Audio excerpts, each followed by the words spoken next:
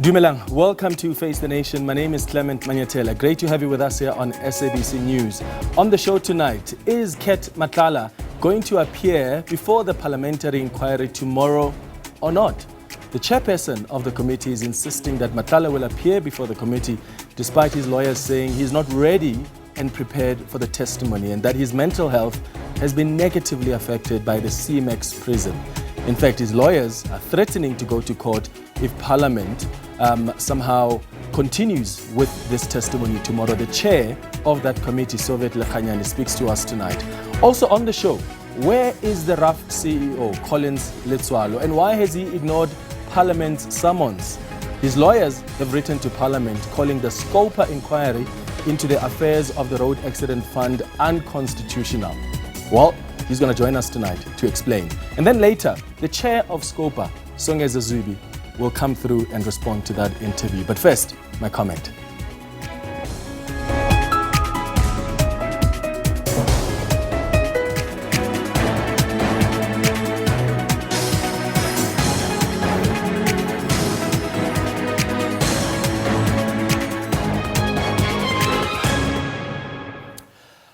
So, the parliamentary inquiry into allegations of corruption and interference in the criminal justice system is facing a conundrum.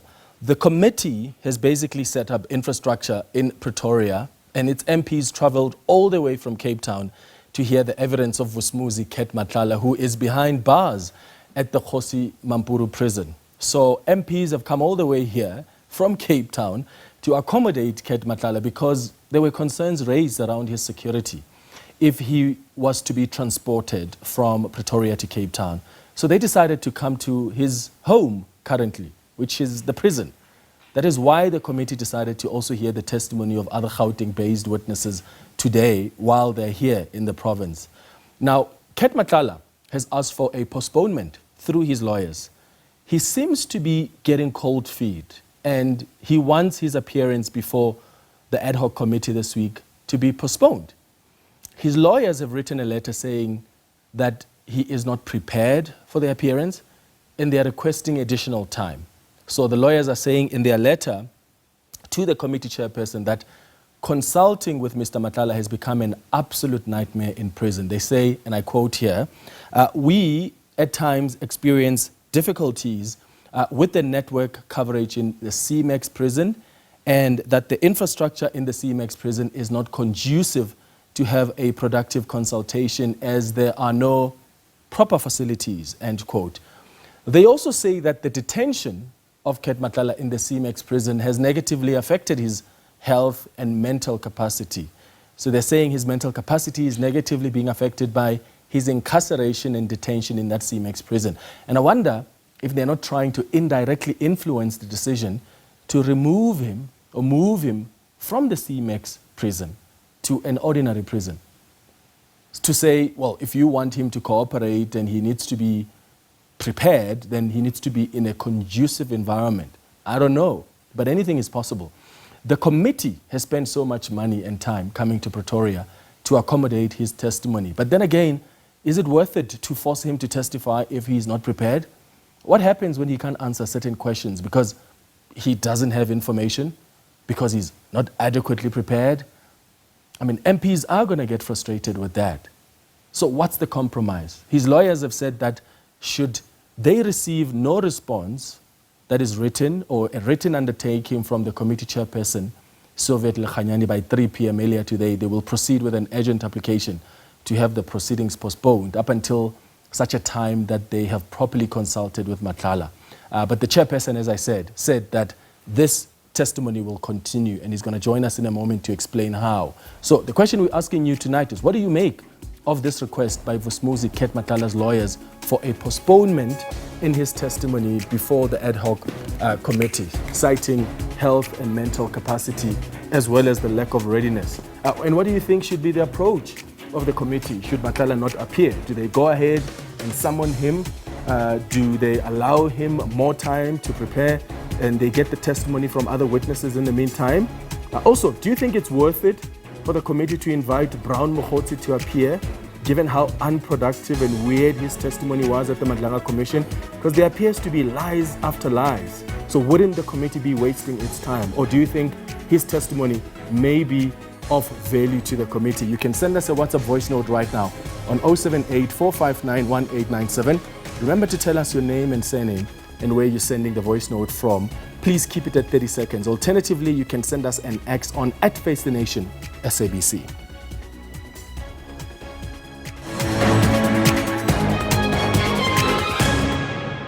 All right, let's stay with that story now and bring in the chairperson of that ad hoc committee looking at the allegations of corruption in the criminal justice system, Soviet Lekganyane, who joins us now via Zoom. Mr. Lekganyane, thank you so much for making time for us. Good evening. To you, Clement, and your viewers. You said, as you were wrapping things up earlier on, that the testimony of Cat Matlala is going to continue tomorrow.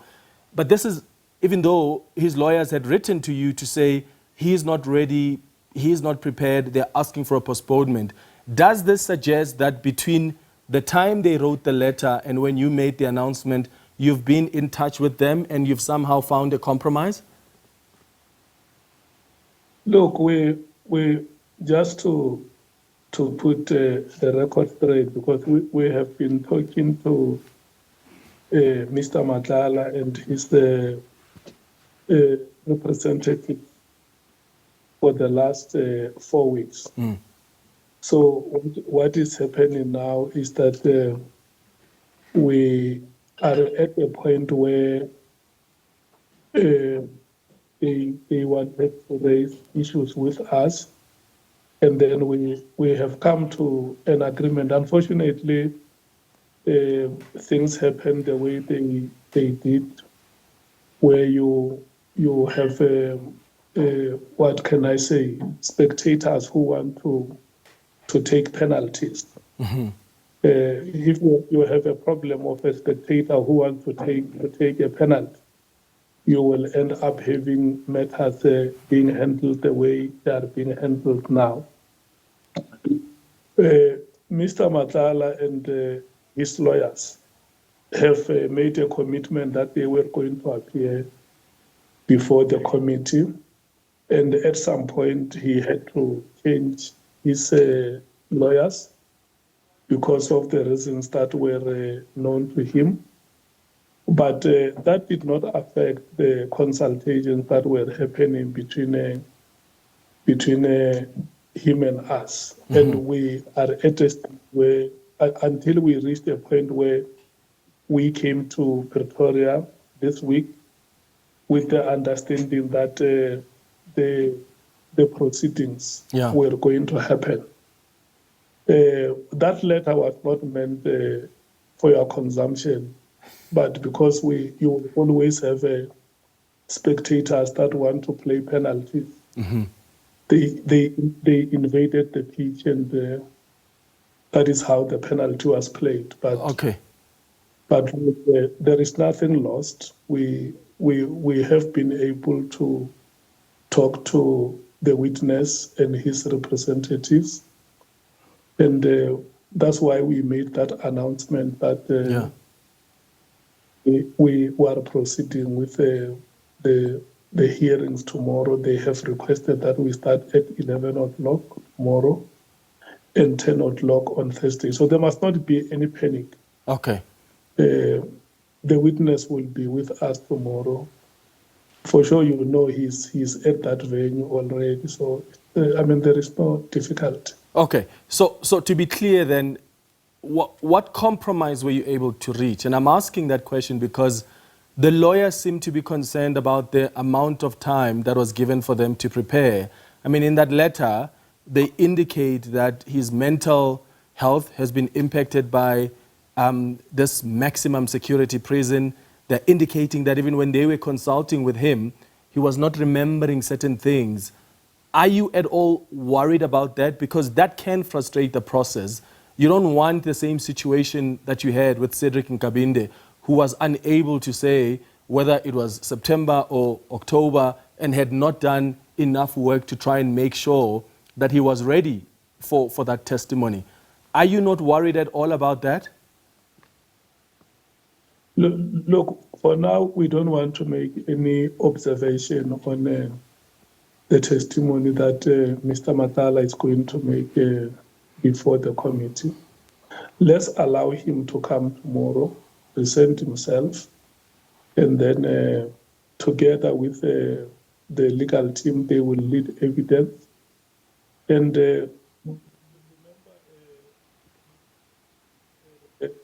Mr. Nkabinde was told by us that it seems like there are difficulties here. Can we please stop the proceedings here? So as and when we make observations which we think may not be in the interest of the committee's work, we always come to that determination to say, maybe let's take a break, or let's stop the proceedings here and allow the witness and his or her team to go back and reorganize themselves. Even now, the plea that we want to make is that let's cross the river when we come to it. Okay, got it. What about now the testimonies of other witnesses you wanted to hear from this week? Have you reached an agreement as a committee around, for instance, someone like Julius Mkhwanazi, someone like Brown Mokhotsi as well? There was a debate in the committee this week about whether or not some of these people should be invited to appear before the committee while you're here in Gauteng. No, I mean, the reason why we had that meeting last night is because with Mr. Matlala, we will be fully exhausting the list of all the witnesses that the committee had agreed on. What we do is the committee agrees on a list of witnesses and passes that list to the legal team for consultation. So the list that had previously been agreed upon has been exhausted, and that is basically why we met last night to replenish the list. We agreed on Gerald Dumisani Kumalo, Mr. Brown Mokhotsi, Mr. Julius Mkhwanazi from Ekurhuleni, Mr. Paul O'Sullivan. We also have former police commissioner Pathane amongst the names that we have agreed on. So what will happen is that before the end of this week, the legal team would have returned them letters to arrange with them to do consultations. And once consultations have been concluded, the legal team will prepare a timetable which will be presented before the committee for adoption. That will be the timetable of appearances. Okay, so no decision has been taken yet. It's not going to be possible to meet with them this week or anytime next week because they still have to sit down with the legal team during the consultations to produce sworn statements. So it's a bit of a process that needs some time. Okay. I want to also get some clarity around what the planning was like to move things from Parliament all the way to Pretoria. I'm asking that because the Action SA Member of Parliament, Darlene James, seemed to suggest in a post that she put out that she was almost like, not included on the list of members of Parliament who would be coming to Pretoria. And I know there are certain rules around who is the permanent member of that committee or not. Are you able to explain to us what the process is? Because there's been some concern from some South Africans that why is she being left out? The committee has 11 members. Mm-hmm. There are 4 members from the ANC, the MKP, and the DA have 2 members each. That will give you 8. And then the EFF has 1, the IFP has 1, the Patriotic Alliance has 1. So that is a complete set of 11 members. All these parties that you have represented in the Ad Hoc Committee, each one of them has what we call alternate members. Honorable Sokanyile is an alternate member from the ANC. Honorable Scopa is alternate member from the DA. Honorable Shongwe is alternate member from the MKP. and Honorable Mattheys is alternate member from the EFF. And then the IFP and the PA, in terms of the rubric, do not qualify to have alternate members, and then the alternate members will come from other minority parties, which will be the Freedom Front Plus, and the last party that has alternate member is the Action SA. So before the Action SA is the Freedom Front Plus, because they are determined in the order of representation. So all of this larger party, the DA,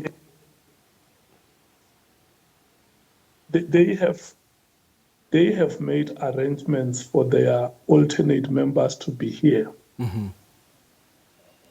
And because the Action SA equally does not have a seat or a full-time seat in the Ad Hoc Committee, it is desirable for them to arrange for their member to be in Pretoria. Parliament only pays for the 11 full-time members. So it's not something that should be negatively interpreted. You might have seen Honorable Mattheys here today. It's the arrangement of her party to be there. You saw Honorable Sokanyile, her party has arranged for her to be there. So it's unfortunate that they do not have the significant representation that they should have. But what is important is that as leaders, we must always help to explain things to South Africans in such a way that a firm understanding of the processes is established. Absolutely, and that's why I wanted to give you an opportunity to explain that, because the impression that was given out there by herself and her own party was that somehow she's being left out, and her party had to make arrangements, and yet there are rules and processes around this. Thank you for explaining that. Soviet Lekganyane is the chairperson of the parliamentary inquiry looking at these allegations of corruption in the criminal justice system. We're going to take a quick ad break, and remember, the question we've been asking you tonight is around the letter that was written by Cat Matlala's lawyer. Soviet Lekganyane says, well, the issues have now been resolved. He is going to appear tomorrow. But what do you make of what the lawyers have indicated in that letter? Because they seem to suggest that, one, he's not ready, but two, his mental capacity has been impacted because he's been at this high-risk maximum prison. And I just wonder if this is not going to cause some frustrations for the members of parliament.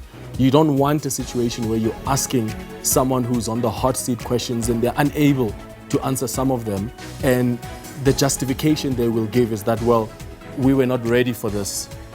So the chairperson of the committee seems to be confident that things will go all right. So you can send us a tweet on X. Let us know what you think of what the lawyers have said, and what do you think of the other members that are possibly going to be expected to appear before the parliamentary inquiry. Someone like Brown Mokhotsi, is it worth it? Given what we've seen at the Matlala Commission, is that not going to be a waste of time in Parliament? Someone like Julius Mkhwanazi, there are some members of Parliament who thought maybe he can bring in a written statement. But isn't that someone that you want on the hot seat? So those are some of the questions we've asked you tonight. You can send us an X and we'll look at those tweets before we wrap up the show. After the break, we're going to have a conversation with the CEO of the Road Accident Fund, whom Parliament has been looking for. Stay with us.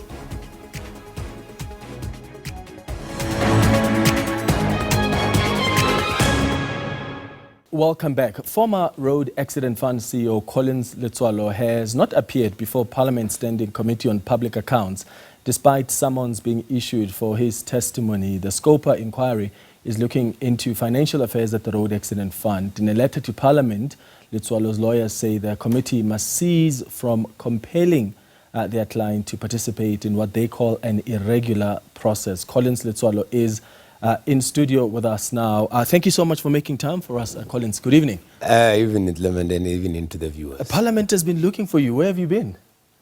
Well, does Parliament actually go look for people? I was shocked. I mean, I'm told I've been looked for. Is it, they say I'm missing?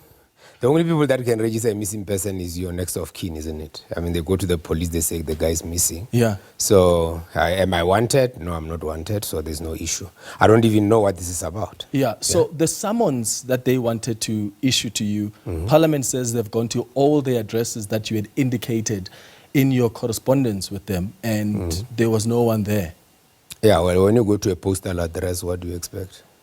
They went to a postal address? Yeah, I use my address. It's a postal address. I wrote it in a letter. I've never said I stayed there. Wait, hold on. So you've put your address as the postal address? Yes, I wrote a letter to them. I put an address. They go to that address. But that was the postal address? Yeah, it was in my letter. Oh. Yeah. So, okay. So who said that I stayed there? And that's the first thing. Secondly, I told you people want to kill me. Why would I publicize my address? Who's trying to kill you? A lot of people. Oh. It has happened before. The threats were there. The threats don't go simply because I have ceased being a CEO of the of the RAF. So it doesn't happen like that. Okay. So if Parliament wanted to send you summons then and issue them, where would they find you?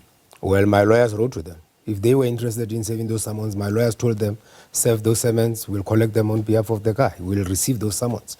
So what do they want? They want me physically. They wanted to issue No, but them to you physically. I have appointed someone who's a lawyer. So once I appoint a lawyer can receive summons on my behalf. So there's nothing wrong. And they received that thing last week, Thursday. On Friday, they sent me a message. That message, I tell them that expect a lawyer. There is a letter that has come to you. It's last night. And you must have that letter. They don't come back and say, we never received the letter. Now, you can see that this is just playing gimmicks with South Africans and all that. So I'm unperturbed by that.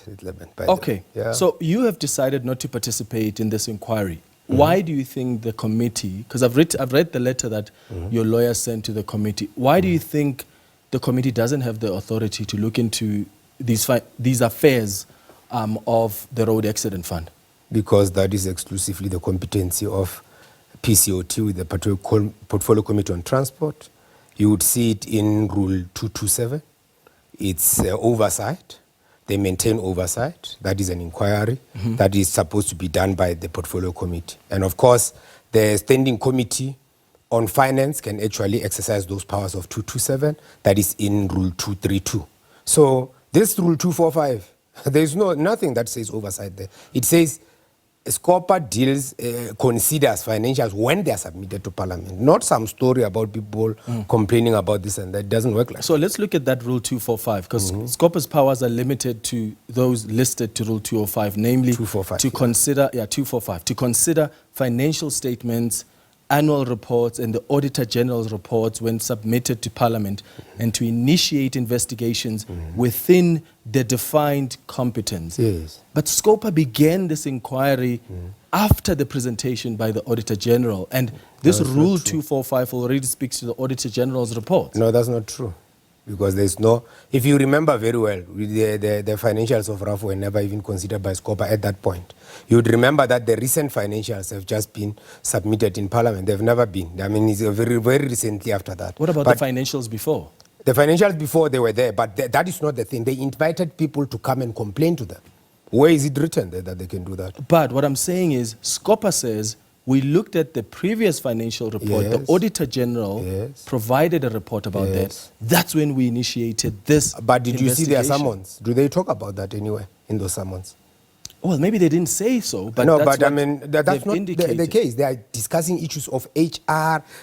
Nothing in there talks to that. They even go to the point of talking to management reports, internal audit reports. Those things are not done. When it's done only, let me tell you, Scopa can only deal with matters that the Auditor General has looked at. That's what we submit to Parliament. Yearly, by the way. And that's what they said they are doing. No, that's not what they're doing. Go and look at their terms of reference. So why don't you appear before Parliament and you limit your responses to issues pertaining to financial statements or the Auditor General? I'm not going to that kangaroo court where Songezo Zibi is the chairperson, the evidence leader, the interrogator, the witness selector, and the adjudicator in one. Where have you ever seen something like that? Look at the Soviet Lekganyane one that is there. Perfect chairperson, listens, allows you to answer. Anyone who has gone there, who was sitting on our, either the ones that of the board are going, anyone that was sitting there, Sefutle Mudiba, Bernice Fotkiter, the people that used to work with us in EXCO, they never even got the opportunity to present their own affidavits. They are not. You just arrive there, people then start asking questions about things people were saying. Some salacious details about this and that. I'm not interested in that. South Africans want to know, call a proper forum, I will go there and I'll account. There's nothing I can't account for. These guys are interested in nothing about the RAF. They want to take us back to pre-2019. It's a fact. They are doing it as we speak now. What do you mean by that, pre? Let me explain. So pre-2019, the RAF was going through a process and there was a thing called a RAPS bill that failed in Parliament. The minister then, the Minister of Transport then, Minister Mbalula, agreed that we are changing that. The minister then even wrote to Cabinet and said, we are changing this, we are no longer supporting this thing, we are going with the amendment bill that we brought in 2023, okay? Everything that we have been doing since then is now being reversed as we speak now. The panel of attorneys that we have removed, they are bringing back everything that we did there. Now the question is, why is the Minister of Transport then not called? There are 4 ministers that must be called. Minister Blade Nzimande, Minister Fikile Mbalula, Minister Sindisiwe Chikunga, and this current minister. They must explain why the minister now is reversing that decision. You are seeing it in the police. They want to take us back. The model we had since in the 2020-2025 strategic plan has been working, like PKTT. We have been working. We know the work. We moved this thing from 57% to 85% performance. No minister can come and change that thing. No one is asking this minister, but what why about are the you accounting changing? policy? There are issues that have been raised around the accounting policy. That accounting policy, we still stand by it, by the way. Our CFO went and presented how we changed that thing. Go and check it. But does that not contradict what Treasury has said? No, nothing like that. Treasury agrees with the accounting policy. Yes, that accounting policy was done in line with the guidance from National Treasury and the guidance from the Accounting Standards Board. Didn't you have the auditing firm that suggested to you that that's not what you should be doing? Which auditing firm is that? So before the accounting policy was changed, did you get any technical advice? Yes. What did it say? PwC, it says we agree with you. They said we agree with you. Yes. Why are you not going to the parliamentary committee because so that you can provide all of this to them? No, they know it. By the way, those things will be submitted by Bernice Potgieter. They never wanted her to go through her own affidavit. So she has submitted all those things. Sefutle Mudiba did the very same thing. They do not want that. They are not interested in anything but their own thing. They have got white law firms there that we've been fighting with, sitting in Parliament permanently there. Gerdnel sits there permanently. What do you mean sitting? He sits there in the public gallery permanently. Yeah, but that's a public gallery. But that's what I'm saying to you. I'm saying, you must see, the questions they're asking are coming from Gerdnel. I'm not going to answer Gerdnel through them. I mean, are you suggesting that members of Parliament who have a constitutional obligation to hold the executive accountable and provide oversight over these institutions are getting questions from some members of Parliament? No, members of the public who have a gripe with you? Absolutely. And I can prove it. Please prove it. No, it. I'll prove it. I'll send you the documents. What, you're going to show me text messages I will show you. Because you see, you must listen to them. For instance, some parliamentary member asked the question, there is 5 million. They were talking about 100 million of some contract, and they were saying, there is 100 million, 5 million. Someone is asked, where are you getting this 5 million? He says, from documents coming from DOT. Which documents are those? We don't know. We have never been given those documents. The reality is this. I'm not going to go to an unlawful process. If you are going to issue out summons, I've never received summons, by the way. My lawyers have asked those summons. Well, that's because you have put a postal address. What? Yeah. So what must I put? They don't know where to find you. But I mean, it's not for me. It's for them to serve them on me. I've said my lawyers are there. Why don't they serve them there? There are no summons. This thing is void ab initio because of its unlawfulness. I am not participating in an unlawful process, Clement. Are you not worried that you may end up facing criminal charges? Because Songezo Zibi could tomorrow wake up and go open a criminal case against you. Let him go. The fact that he is opening a case does not mean there's any criminal charge. What is this criminal charge you're talking about? I've not even received the summons. Well, if you check your postal address, you're going to see What? them. What must I do? They must serve them. They must not send them. They serve. But they have looked. You They serve. couldn't No, find but you. looked where? Looked where? They I'm said- telling you. My I've understanding given that them. there are 3 different addresses Which that they 3 have different? of you. Now I know about 2. Oh, Which yeah, three so I was different told of addresses? 3. Or Oh, maybe okay. 2, they made a mistake. Of Yeah, 2. that's fine. If they said they've gone to both of these addresses Yeah. that they know. In fact, Barry, they contacted the RAF Yes. to find out about the other address. Yes. They went to that address too. They Yes. just couldn't find you. Yeah, they were contacted the RAF. I don't work for the RAF. Well, you used to work there. Yeah, so so? you ended up in So who August. says that So I still stay there? if there's an institution. Who says I still stay But at there? least they can try. No, but the police, my own lawyers are there. They are saying, serve them on us. This someone you're talking about. So you've demanded that they must seize And deceased. and desist Absolutely. from compelling you to participate in this irregular process. Yeah. Are you considering any legal action beyond? Absolutely. If they act, I will also act. Remember, if they try to force me to come to that thing, I will obviously They've already protect done that. my They've right. sent you the summons. No, And but summons don't force you. Someone says, if you have a reason, you must have a sufficient reason not to appear. And it says that they must be duly issued. There's nothing like that. They are not duly issued.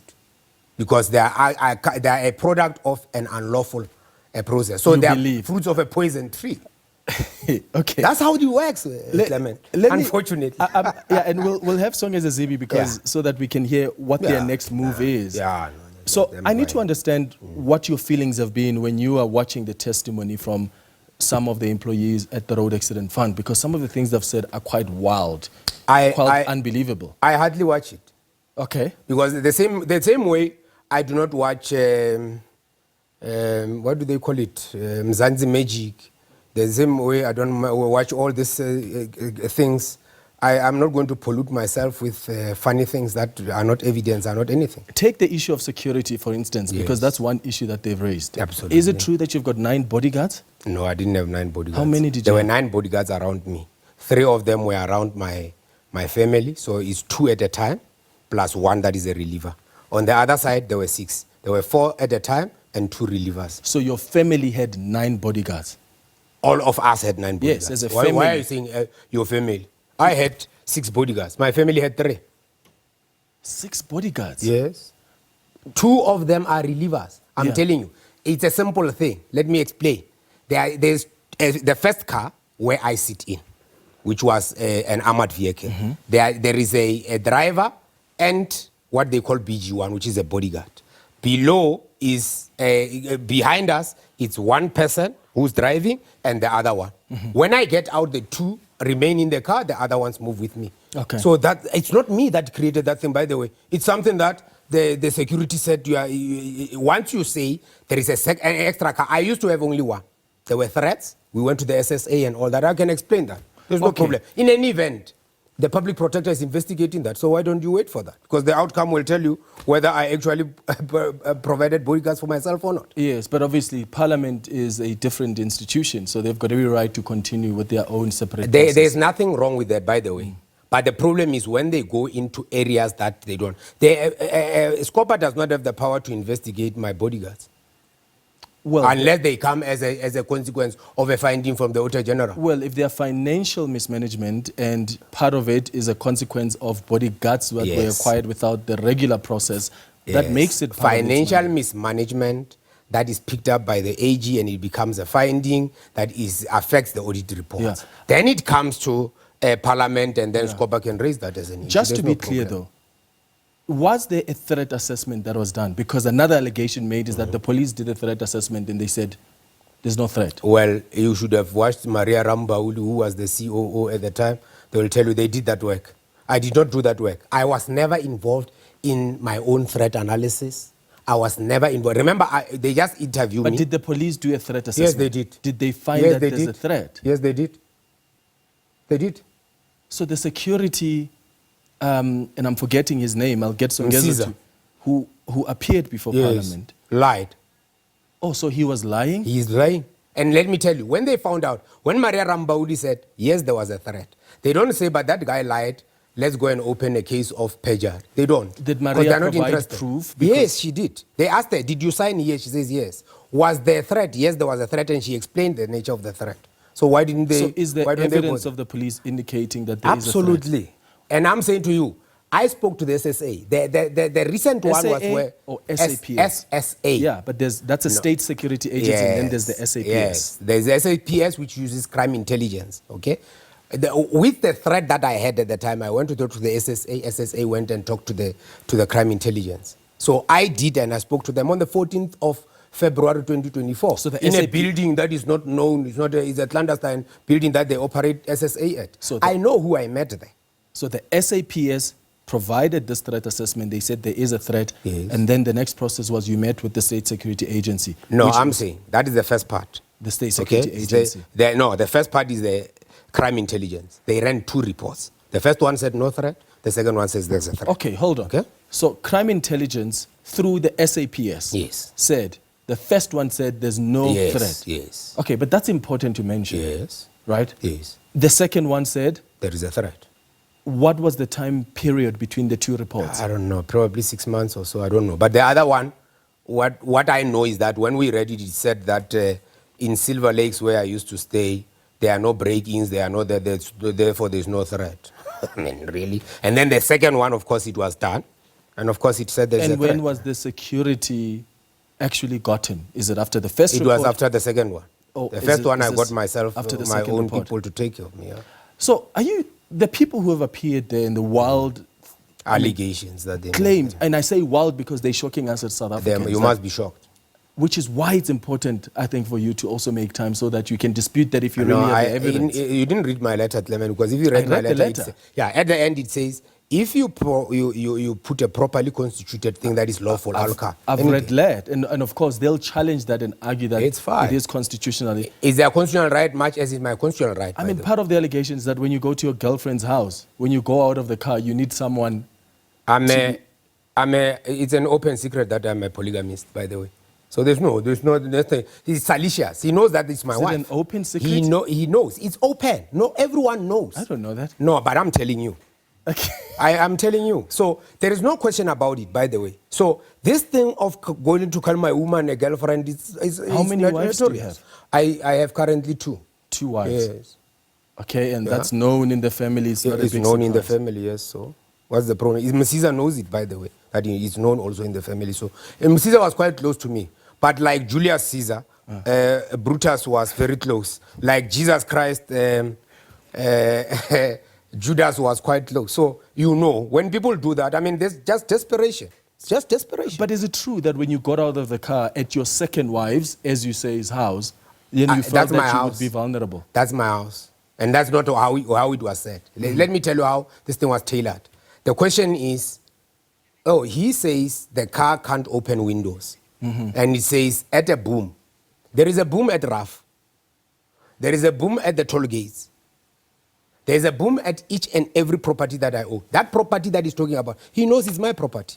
There is no woman's property there. It's my property. So you needed additional security? No, why when would you you want additional security? We are getting through the very same bodyguards are telling me this thing of us having to open the door because the window can't open is giving us threats. And actually, not at that point where there are no guards around. Because if you are entering an estate, you know that there are guards around there. So there wouldn't be a threat. So there's no issue there. So that story people are creating, when you get out, there's no such a thing. The question was the door opening at the boom where someone must now take out the hand and then try to get in. And they were saying there's a threat because you have already, it's armored, by the way. So that no one can shoot at us, no one can do anything. It doesn't expose us physically. But once you open it, the rationale of it being armored then goes away. That's what those bodyguards were telling me. Okay, just quickly before we wrap up. There was an issue that was raised. There was around 2 contracts, 500 million rand each. And the contract, basically Macintosh Polela says that there were no questions that were asked. So you just signed on the invoices. What oversight? Which question? There are 2 contracts. Media Mix 360 valued at 500 million rand. There's the Zinga Productions also valued at 500 million rand. These are large contracts. But when you hear someone who works for RAF saying there's no effective mechanism where we are checking even the deliverables and all we do is we signed off on invoices, that's that a is lie, quite concerning. Because that's not what. So everybody else who's been there is Macintosh lying didn't say that. I listened to Macintosh. He didn't say that. there was an issue about a 43,000 invoice of bucket heads. Okay? Yeah, that's the second one I'm coming to. Yes. Let's talk about these Yes. two first. Yes. What effective mechanism is there? Because sometimes there is... You have a project manager, and the person that is leading that thing is Macintosh Polel. So he would have people that work with him. He will get quotations. From quotations, it goes to delivery. There's a delivery that is given, and then you'll say, I've received this thing. When you sign on an invoice, you say, I have got this particular services that Were you were satisfied with these two contracts that there was effective mechanism and everything was done absolutely, up to the point? except the one or media mix. I found out, by the way, through Macintosh, that in media mix, there was a lady called Hlami who signed a 26 million invoice before anything happened. I mean, that's unlawful. But let me tell you, when they were asked there at Scopa, Scopa does not say to him, her, but why did you do it? What did you do about it? I charged her. That's why she's outside. I charged her. I said, Macintosh. I actually said to Mac, if you don't charge this lady, that 26 million, you will go yourself. That's what I said to Mac. Lastly, the one you mentioned about bucket heads. What happened there? Simple. My understanding is that there were bucket heads, I think 43,000. There was a number, and then the quotation was signed off. Then they were delivered. The delivery happened. And then when the invoice came, it just says 43,000, but they forgot to put the, what do they call it, the quantity. And then someone said, we bought a bucket head for 43,000. I mean, really. But how many bucket heads are you buying for 43,000? I have no idea. I mean, you can have thousands of them. There's nothing wrong with having bucket heads. Yeah, but it was for an event. You don't have 1,000 employees that the road accident fund. Who said that it was for event? Because we have other people that are outside. What was it for? I have no idea. I don't deal with those things on a daily basis. I manage strategy. By the way, Clement, I look at strategy. That is the work of the CEO. I run a 48 billion budget. You want me to go and look at 43,000 invoice? Even my CFO does not look at that. Well, what is strategic about 43,000? But you've been concerned about people who are signing off on 23 million rand. 26 million. Yeah. Yes. And I discovered it. So remember, I discovered it. There must be Someone extra did it. scrutiny, because that's how people actually that's steal. Fine, but they know that as the CEO, you're going to focus on 26 million rand, so they're going to steal in small portions. That's fine. Someone finds out that there's 43, I'm sure that action has been taken. When you take action, what do they say? They say, he says he's not going to tolerate any ill discipline. Of course I'm not going to tolerate any ill discipline. Okay. What's wrong with that? All right, Collins Letsoalo, thank you so much for giving to us. Absolutely. I really appreciate it. I need to bring in Songezo Zibi now, who's the chairperson of the Standing Committee on Public Accounts. Songezo, thank you so much for making time for us. You've heard what Collins Letsoalo had to say there. It doesn't seem like he's going to come to appear. He says he's not going to subject himself before a kangaroo court. So what's your next move? Thank you very much for having me on, Clement. That was very interesting to watch. He also appears to inhabit an alternate universe, not the one on which we live. We are going to have a meeting tomorrow. By the way, he still has an opportunity to appear at the meeting. We've sent to his attorneys a letter to join us virtually, should he change his mind to answer to all the things we want him to speak to. If he doesn't, then the committee will take stern action against him, and the options available in the legislation is to press criminal charges. So that's the option that the committee may take. Yeah. So one of the things he says, especially about the issue of the address, when I put it to him that as the committee, you went to the different addresses where he stays, he says, well, he told you guys that you must send the summons and issue them to his lawyer because he didn't want to publicize his address. The only thing that was on the letter of correspondence is his postal address. Did you know that there was that option to issue the summons to his lawyers? No, not at all, Clement. Mr. Letsoalo had been corresponding with us, giving a physical address, a home address. I won't mention where it is because he's such a paranoid character. But he gave us a physical address. We used the same address, which is the address of a home, that he used in his letters to then deliver the summons to him. When the sheriff got there, there was nobody in the house. It looked abandoned. The sheriff took a picture of the house and the window to show us that there was nothing inside the house. So when he says it was a postal address, he's being disingenuous. And there was a witness who got into trouble for this sort of thing, Miss Yake Kwinana in the Zondo Commission, who did the same thing. And the judge didn't take kindly to that kind of disingenuity. And that's what I said to him, that in the letters of correspondence, there was an address that was put there. And he says that's a lie. He says he only put a postal address. But then again, he seems to suggest anybody else who's come before the committee who has said something that sort of implicates him is lying. No, I mean, first of all, the letter, by the way, is available on the Parliament website. Everybody can see it. It's a physical address. It's a home. It's just that we black out the addresses. We would never deliver a summons to a postal address. Nobody does that. So he's just being a bit wild on that. The second thing, Clement, is that we've got over 20,000 pages of documents that we've got from the Road Accident Fund. We don't just rely on what people are saying. We read minutes of board meetings, ex-co meetings, correspondence. We've got hundreds of pages in email, correspondence between officials of the Road Accident Fund. So by the time we get to some kind of ascertainment of what went on, we've not just considered witness testimony, we've also looked at documents all the way up to the board, including ministerial correspondence, by the way. Mm-hmm. So he indicated in the letter I saw that his lawyers wrote to you that any attempt to compel his attendance or participation in such an unlawful process, quote unquote, will result in urgent proceedings before the High Court for appropriate declaratory and interdictory relief, together with a punitive costs order. I mean, if it gets to that point, Songezo, are you hoping, in fact, that it gets to that point, because then you're allowing the courts to actually adjudicate on the matter, which makes your job much easier? No, of course, Clement. I mean, we believe in the rule of law, and should Mr. Letsoalo wish to go to court, of course he should. It was very interesting that in the very same letter that you read, it said Scopa can initiate investigations. The order of business in the committee is this, Clement. We first take a presentation by the Auditor General on the audit outcomes of the previous financial year. In this case, is what the 2023-2024 financial year. Viewers can go to YouTube. It was on the 16th of October 2024 that Mr. Letsoalo and his colleagues appeared before our committee, following on after a presentation by the Auditor General. Yes. That's exactly what happened. We then started making follow-ups all the way through to February, March, into May, where the Road Accident Fund was simply refusing to give us information. They were being evasive. For example, Clement, he lied to you. He says that he spoke to the SSA. Clement, I will send your producer a letter from the SSA. He claimed before our committee that he's been vetted and he's got top secret clearance. He has never even submitted documents to the SSA for his vetting. It is simply not true that he says the SSA did the vetting. The first vetting was done by the SAPS. The SAPS said there's absolutely no threat against him. Then the Road Accident Fund Board commissioned a company called Maduna Security. Maduna Security did a threat assessment, which was rather inconclusive, but they said some security arrangements have to be put in place for him.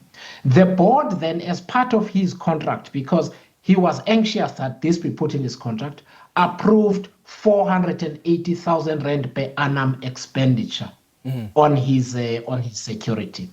They proceeded to spend 1.7 million rand on fuel in 1 year, 9 bodyguards for him and his family, an armored vehicle for 4.4 million, and so on. And Mr. Letsoalo's proposition to you and South Africans is that the committee must know all of this and do absolutely nothing. Yeah. And by the way, Clement, the chairperson of the Portfolio Committee on Transport and other members of the Portfolio Committee on Transport are actually participating in this inquiry. And for somebody who does not have time to watch, he seems to know a lot about what goes on in the committee, including the issue of bucket heads, but he never watches. Yes, yeah. And, yeah. Listen, let's wait and see what happens tomorrow. I mean, you're going to end up opening that case against him because he's not coming, from what he indicated to us. Thanks for making time for us. Songezo Zibi is the chairperson of Scopa. There you have it. I don't know what you make of it, but Collins Letsoalo seems to believe the people who have come and testified, implicated him, are somehow lying. He seems to have evidence or information that contradicts what's already out there about issues of the threat assessment, or even around issues around the accounting policy and how it changed. Was there an audit firm? Was there a technical note? And what did they do about it? Did it say you can go ahead and do this? So that's where we wrap up the show tonight on Face the Nation. We'll be back with you on Thursday at 8 p.m. Thanks for watching. Cheers.